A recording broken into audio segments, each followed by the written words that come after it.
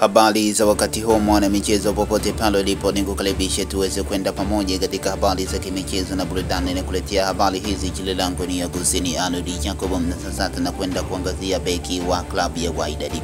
Beki wa Wydad afariki dunia. Beki wa klabu ya Wydad Casablanca Oussama Falou amefariki dunia kutokana na majeraha aliyoyapata Oktoba 11, 2023 kwa ajili ya gari nchini Morocco.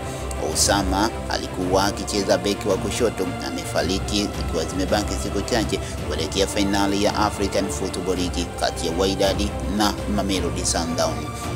Taarifa za kifo chake zimetolewa na klabu hiyo, ambapo imetoa pole kwa familia, ndugu, marafiki na watu wa karibu wa mchezaji huyo.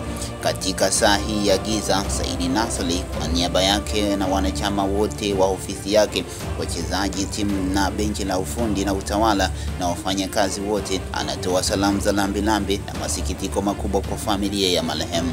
Beki huyo pia aliwahi kucheza katika klabu ya Angers ya Ufaransa. Nikuletea habari ya michezo, jina langu ni Agustini Arnold Jacob. Asante kwa kuendelea kuwa nami, nikutakie wakati mwema.